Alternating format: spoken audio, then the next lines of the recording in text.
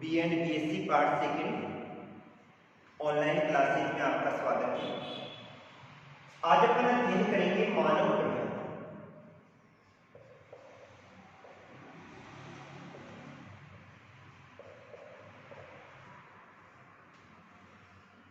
इसमें अपन अध्ययन करेंगे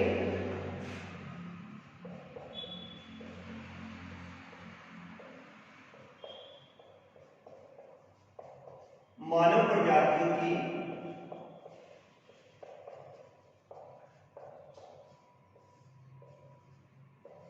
वर्गीकरण के आधार, यानी प्रजाति में किसको लिया जाता है। तो प्रजाति में अपन किसको लेते हैं? मनुष्य के शारीरिक लक्षणों का अध्ययन किया जाता है। अर्थात मानव के शारीरिक लक्षण कैसे पाए जाते हैं, इन शारीरिक लक्षणों का अध्ययन किसमें किया जाता है? मानव प्रजाति में किया जाता है। जबकि जनजाति में किसको लिया जाता है? मनुष्य के सामाजिक लक्षणों का अध्ययन किया जाता है।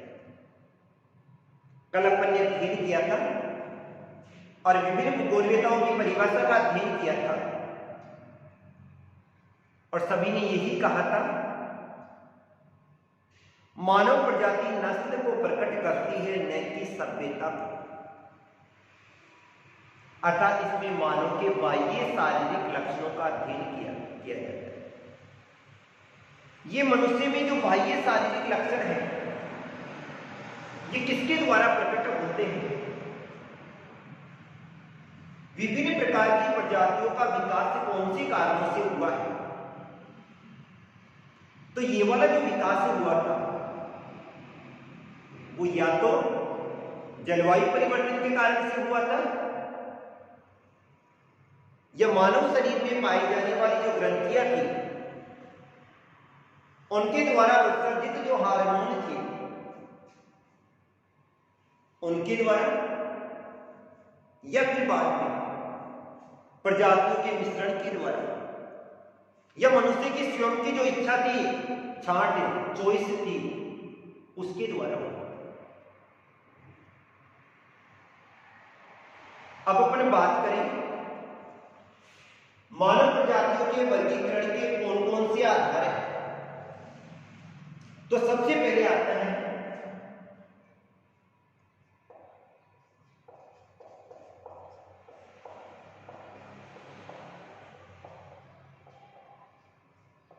सिर की बनावट, जिसे अपन कहते हैं शीरस्थ सूचकांक।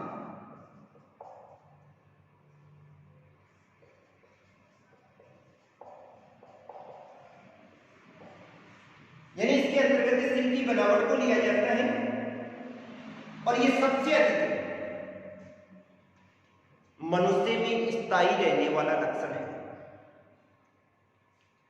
सिर की बनावट या शीरस्थ सूचकांक की बात करें तो मनुष्य के शरीर में आज तक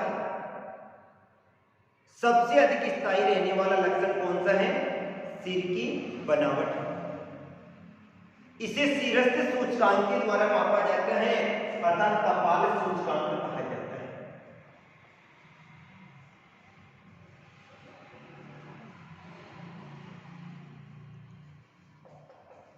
और कपाल सूचकांक किस प्रकार से निकाला जाता है? सिर की चौड़ाई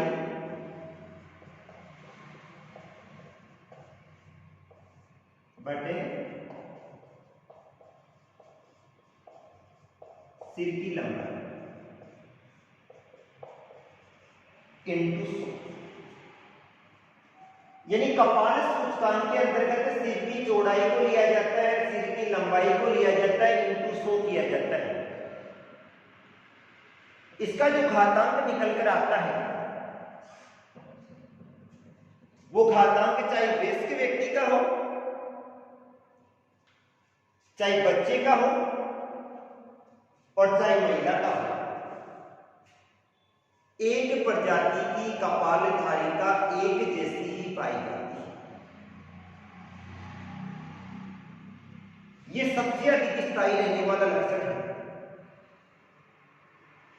और इसी कारण से इसके अनुपात का प्रयोग मानव प्रजातियों के वर्गीकरण का सबसे प्रमुख आधार होता है। तो कपालधारी का निकालने वाला जो सूत्र होगा, सिर की चौड़ाई को लिया जाता है और सिर की लंबाई को लिया जाता है और इनको 100 कर दे। लास्ट में जब निकल के आता है, अगर 80 से अधिक है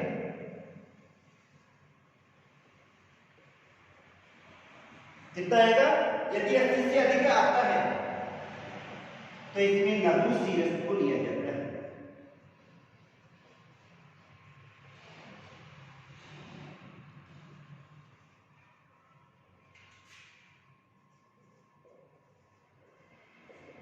सत्तर से लेकर 80 के मध्य आता है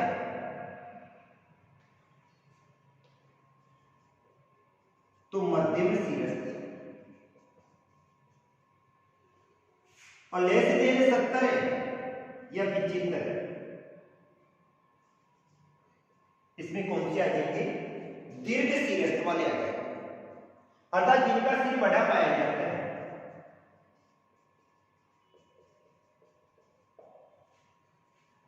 तो सिर की बनावट या शीर्ष सूचकांक में सिर की चौड़ाई में सिर की लंबाई का भाग दिया जाता है और जो सूचकांक निकल के आता है वो 70 से लेकर 80 के मध्य आता है। अगर 80 है तो लघु शीर्ष हो जाएगा, 70 से 80 है तो मध्यम शीर्ष, और 70 से 75 के मध्य है तो कौन सा हो जाएगा, दीर्घ शीर्ष में लिया जाता है। संपूर्ण मानव प्रजातियों का अध्ययन करें तो इनका जो कपालधारिता निकल कर आती है वो कितनी आती है, 79 आती है औसत हो गई।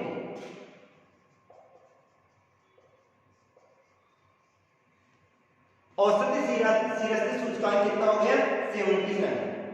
इस आधार पे नेग्रिटो का छोटा होगा और मंगोलाइड का क्या हो जाएगा, बहुत चौड़ा हो जाता है।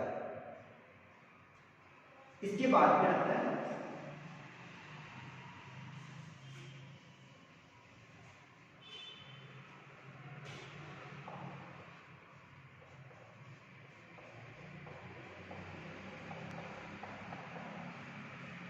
नाक का खाता। इसमें क्या किया जाता है, नाक की लंबाई को और चौड़ाई को लिया जाता है। नाक की लंबाई को लेते हैं और नाक की चौड़ाई को लिया जाता है। सूत्र वही हो जाएगा, नाक की चौड़ाई बटे नाक की लंबाई।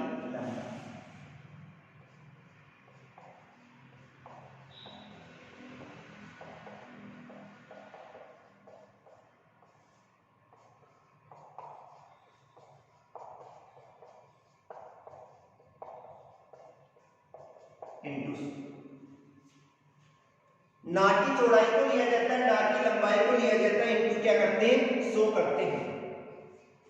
चौड़ाई अगर 85 से अधिक है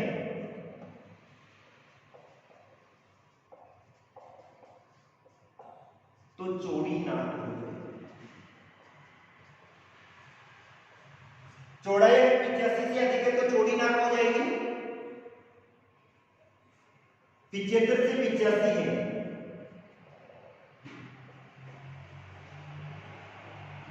तो मध्यम नाक हो जाएगी, और अगर 70 से कम है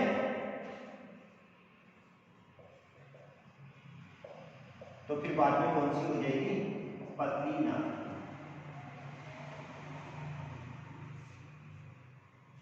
अगर व्यक्ति की नाक 85% से अधिक है तो चौड़ी नाक की श्रेणी में आएगा।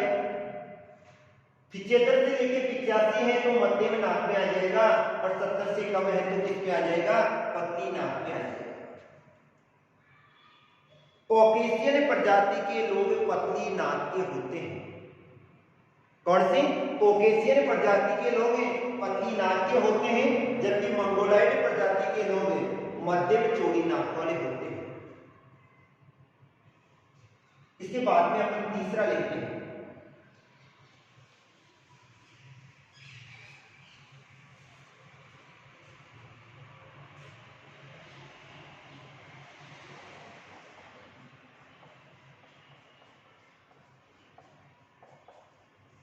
जबड़ों का फैलाव। मानव शरीर के जो नीचे वाले भाग, ये वाला जो भाग पाया जाता है, अपन प्रत्येक देश के लोगों का अध्ययन करते हैं। कुछ के जबड़े यहां से बड़े होते हैं, आगे की ओर निकले हुए होते हैं। कुछ के बिल्कुल यानी सिरस्थ यानी शरीर के आकृति के अनुसार सूटेबल पाए जाते हैं। जैसे निग्रो प्रजाति है, इसके जबड़े आगे की ओर निकले हुए होते हैं। मंगोलाइड प्रजाति के मध्यम पाए जाते हैं और कॉकेशियन प्रजाति के न के बराबर बाहर की ओर निकले हुए होते हैं। निग्रो प्रजाति के जो जबड़े पाए जाते हैं वो बाहर की ओर निकले हुए होते हैं। मंगोलाइड के मध्यम होंगे और कॉकेशियन प्रजाति के अत्यधिक बाहर की ओर निकले हुए होते हैं। इसके बाद में चौथा आता है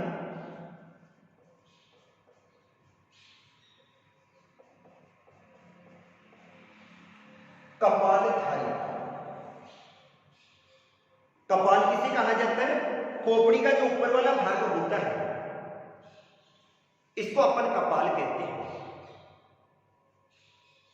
इसके ऊपर वाले भाग को यहां से उतारने के बाद, जिंदे का नहीं, मरने के बाद फिर उसमें कपालधारी का ज्ञान किया जाता है।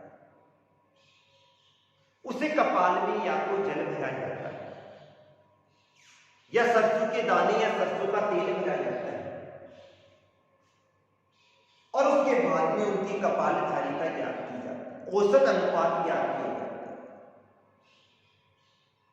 कपालधारी का किस प्रकार ज्ञान की जाती है? मानव की खोपड़ी के जो ऊपर वाला भाग पाया जाता है, जिसे अपन कपाल कहते हैं, उसे कपाल में या तो जल या सरसों के दाने या फिर बाद में सरसों का तेल भर के और फिर कपालधारी का ज्ञान किया। पुरुषों की औसत कपालधारिता 1450 पाई जाती है, जबकि महिलाओं की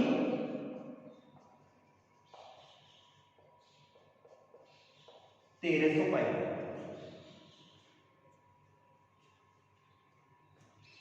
पुरुषों की कपालधारिता 1450 घन क्यूबिक मीटर पाई जाती है और महिलाओं की 1300 पाई जाती है। अपन देखते हैं, पुरुषों का सिर हमेशा बड़ा होता है और जबकि वही बात करें तो महिलाओं का सिर क्या होता है? छोटा होता है। तो इसी कारण से पुरुषों की कपालधारिता अधिक होती है और महिलाओं की कपालधारिता कम होती है। ऑस्ट्रेलियन प्रजाति है, उसकी सभी व्यक्तियों की कपालधारिता 1300 ही पाई जाती है, उनकी कम होती है। पांचवा आता है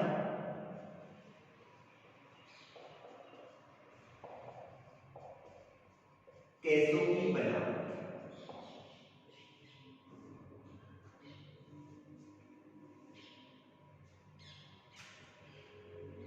बालों की आकृति हुई, बालों का रंग हुआ और बालों के जो नीचे वाले भाग को, जैसे बाल को उखाड़ते हैं, उसके नीचे एक थैली पाई जाती है। वो थैली किस अवस्था में पाई जाती है? सीधी अवस्था में पाई जाती है या मुड़ी हुई अवस्था में पाई जाती है? ये सबसे अधिक स्थायी रहने वाली लक्षण है, जो कि एक पीढ़ी से दूसरी पीढ़ी के रूप में स्थानांतरित होते रहते हैं और इसके लिए अपन केश घातांक भी ज्ञात करते हैं।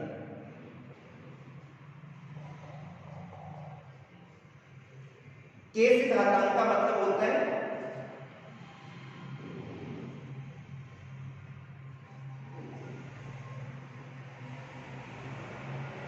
केश की ऊर्ध्व काट की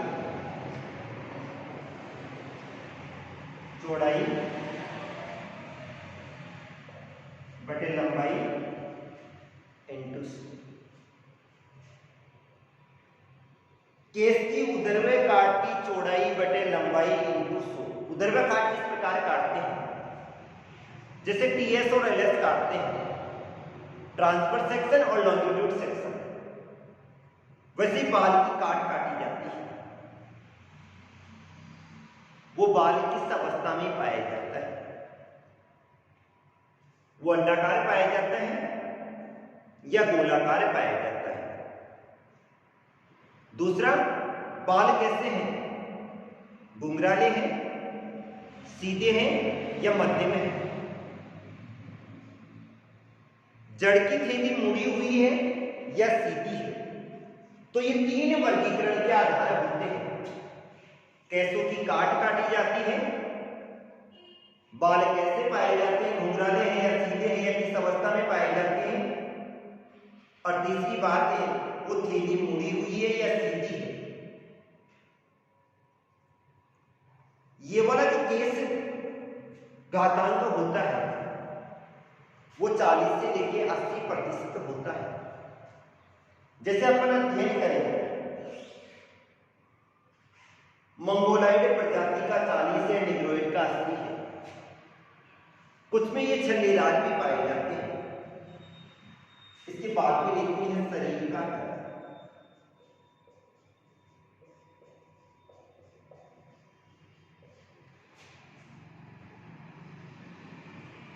शरीर का जो कद होता है वो भी पीढ़ी दर पीढ़ी स्थानांतरित होने वाला लक्षण है। 4 भागों में बांटकर अध्ययन किया जाएगा। एक नाटा कद होता है,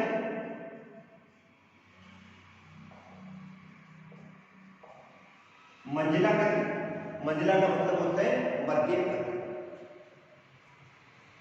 लंबा,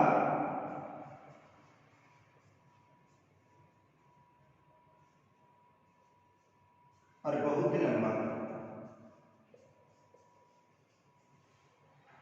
यानी यहां पर मानव शरीर के कद को 4 भागों में बांटकर अध्ययन किया जाएगा। एक नाटा कद, दूसरा मंजिला कद, तीसरा लंबा कद, चौथा बहुत लंबा।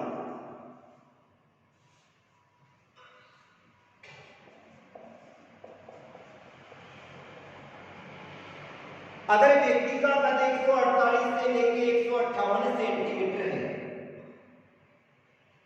तो कौन सा हो जाएगा, नाट्य कद के अंतर्गत लिया जाता है। और अगर व्यक्ति का कद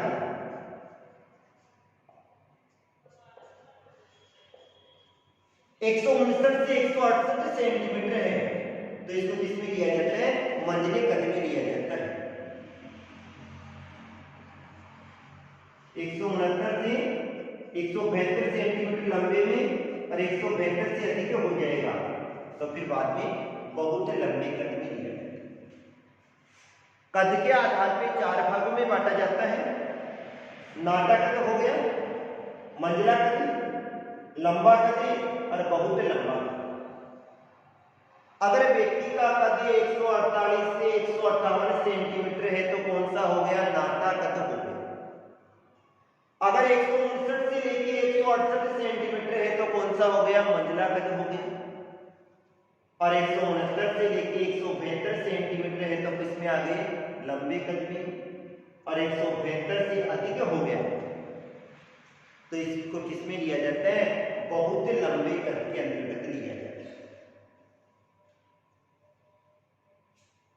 पिग्मी जनजाति के जो लोग हैं उनको किसमें लिया जाता है, नाटे कद में लिया जाता है। इसके बाद क्या आ जाता है, 7वां आता है त्वचा का।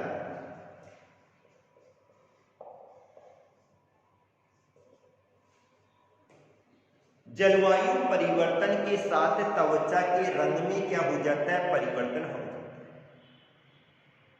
लेकिन फिर भी ये लक्षण पीढ़ी दर पीढ़ी स्थानांतरित होता है। अगर उष्ण जलवायु है तो व्यक्ति की त्वचा का रंग काला हो जाता है, और सीधी जलवायु है तो व्यक्ति की त्वचा का रंग कैसा हो जाता है, गोरा, और मध्यम है तो न काला न गोरा। त्वचा का जो रंग होता है वो अपन सफेद भी लेते हैं,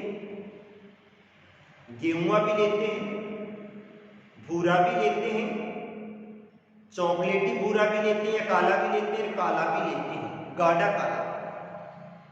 ऑस्ट्रेलॉइड प्रजाति है, उसकी त्वचा का रंग कैसा होता है? भूरा या जैतूनी होता है। और मंगोल प्रजाति के जो लोग हैं वो भूरे होते हैं। तो 7 मुख्य हो गए। अब कुछ विशेष लक्षण होते हैं।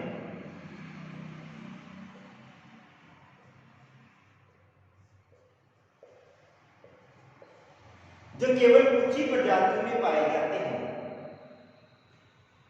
सबसे पहला लक्षण आता है मंगोलाइड प्रजाति के नेत्र तिरछे होते हैं। देख इधर रहे, देखिए मंगोलाइड प्रजाति के जो लक्षण हैं नेत्रों के, वो कैसे होते हैं? तिरछे होते हैं। और दूसरी बात करें तो मंगोल प्रजाति के लोगों की जो नाक है वो कैसी पाई जाती है? चपटी पाई जाती है। और उनका मस्तक है वो कैसा होता है? बिल्कुल सपाट होता है। तो ये तो थे मानव प्रजातियों के वर्गीकरण के आधार। ऐसे लक्षण जिनके आधार पर मानव प्रजातियों का क्या किया जाता है? वर्गीकरण किया जाता है। आज के लिए इतना ही। Thank you.